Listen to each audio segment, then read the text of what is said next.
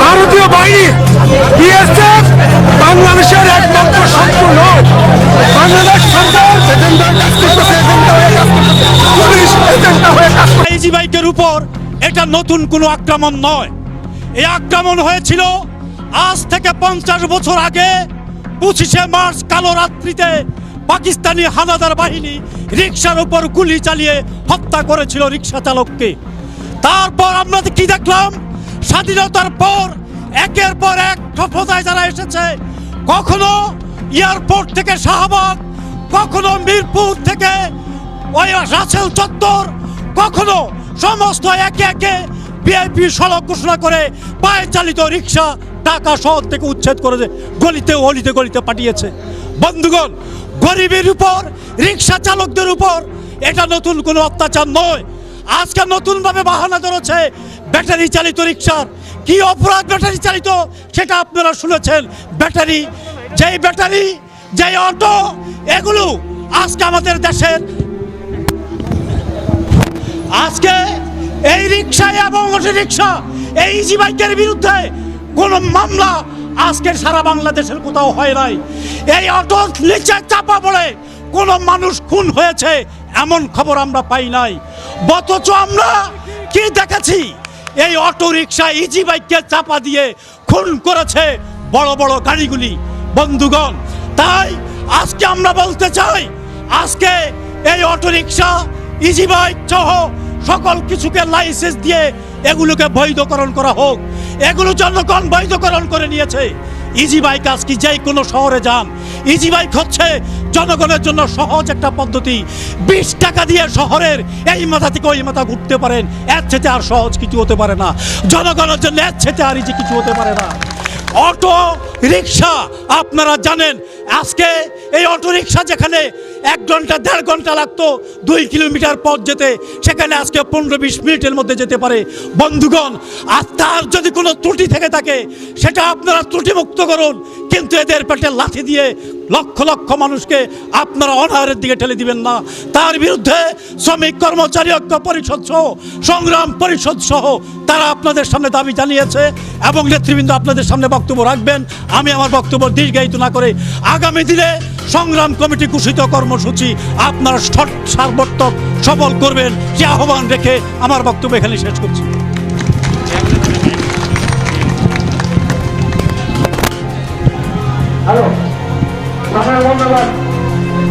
শুরু থেকেই যখন এই ব্যাটারি চালিত রিক্সা, ইজি বাইক এগুলো চলছিল, এগুলো আন্দোলন হচ্ছিল, তখন অনেক পরিবহনের নেতারা তারা শুরুতে সেটার বিরোধিতা করেছিল।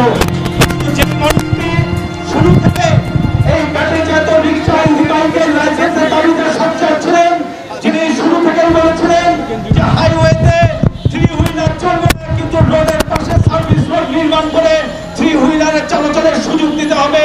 সেই শ্রমিক নেতা এখানে বাংলাদেশ সড়ক পরিবহন ফেডারেশনের সংগ্রামী সাধারণ সম্পাদক এবং সমাজতান্ত্রিক শ্রমিক ফ্রন্টের কেন্দ্রীয় কমিটির সহসভাপতি কমরেড ওসমান আলী এখন আপনাদের সামনে বক্তব্য রাখবেন।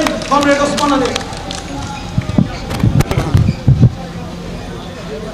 আজকের এই সংগ্রাম পরিষদের এই সমাবেশের সংগ্রামী সভাপতি, উপস্থিত আছেন শ্রমিক কর্মচারী ঐক্য পরিষদের অন্যতম নেতা, সমাজতান্ত্রিক শ্রমিক ফ্রন্টের কেন্দ্রীয় কমিটির সভাপতি কমরেড রাজুজ্জামান রতন, উপস্থিত আছেন শ্রমিক কর্মচারী ঐক্য পরিষদের অন্যতম নেতা, শ্রমিক জোট বাংলাদেশের সভাপতি সাইফুজ্জামান বাদশা সহ আমাদের কেন্দ্রীয় নেতৃবৃন্দ।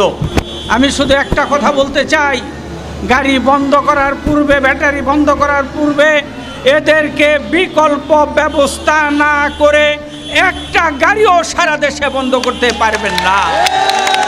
আপনারা হাইওয়ে রাস্তা করেছেন, 1 কিলোমিটার 2 কিলোমিটার মানুষ কিভাবে যাবে?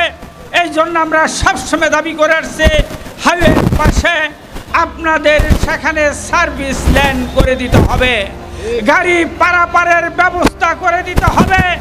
আসিয়া এশিয়া ব্যাটারি সংগ্রাম পরিষদের 4 দফা দাবি, এই 4 দফা দাবির প্রতি বাংলাদেশ সড়ক পরিবহন শ্রমিক ফেডারেশনের পক্ষ থেকে অকুণ্ঠ সমর্থন জ্ঞাপন। এই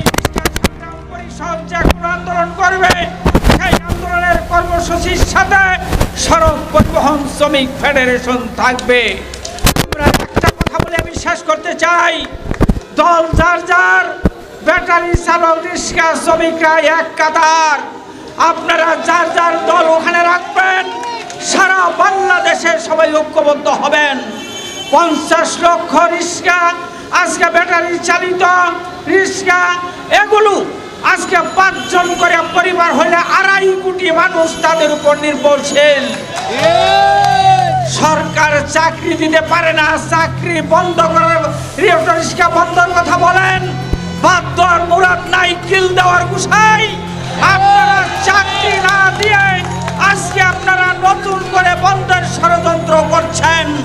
আগামী দিনে 50 লক্ষ শ্রমিক বাংলাদেশ ঐক্যবদ্ধ হয়ে আপনারা ক্ষমতায় টিকে থাকবেন। আপনারা ভোটের নামে প্রহসন করবেন, ভোটারদের ভোট দিতে দিবেন না,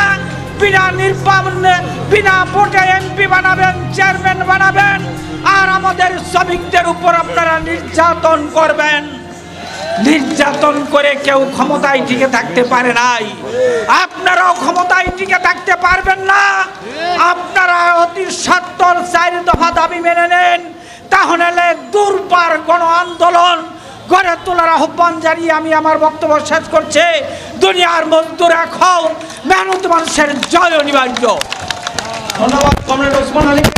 সংগ্রামী বন্ধুগণ, তিনি বলেছেন আমরা রিক্সা চালাতে চাই না, আমরা সরকার যদি ন্যূনতম মজুরি, যেটা এই শ্রমিক নেতারা বলেছে যে বাংলাদেশের শ্রমিকদের ন্যূনতম মজুরি হতে হবে 20,000 টাকা, আজকে যদি আমাদেরকে 20,000 টাকার সরকারি চাকরি দেয়, কাল থেকে আমরা রিক্সা চালাবো না। সংগ্রামী বন্ধুগণ, এখন আপনাদের সামনে বক্তব্য রাখবেন জাতীয় শ্রমিক জোটের সংগ্রামী সভাপতি, ইসলামের কেন্দ্রীয় নেতা সাইফুজ্জামান বাদশা ভাই।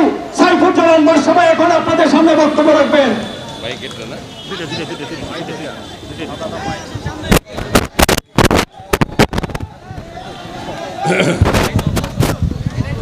সংগ্রামী বন্ধুগণ,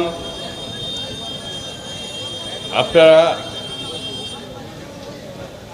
দীর্ঘদিন ধরে লড়াই সংগ্রাম করছেন। আজকে প্রেস ক্লাবের সামনে এই সমাবেশ আহ্বান করেছেন, সমবেত হয়েছেন। এই সমাবেশের সংগ্রামী সভাপতি এবং এই সমাবেশে উপস্থিত আছেন বাংলাদেশের সকল ন্যায় সঙ্গত লড়াইয়ের গুরুত্বপূর্ণ নেতা, গণতান্ত্রিক বাম ফ্রন্টের আহ্বায়ক, বাসদ নেতা বজলুর রশিদ ফিরোজ এখানে আছেন আপনাদের সাথে। এখানে আছেন সমাজতান্ত্রিক শ্রমিক ফ্রন্টের সংগ্রামী সভাপতি, শ্রমিক কর্মচারী ঐক্য পরিষদের অন্যতম শীর্ষ নেতা কমরেড রাজিকুজ্জামান রতন।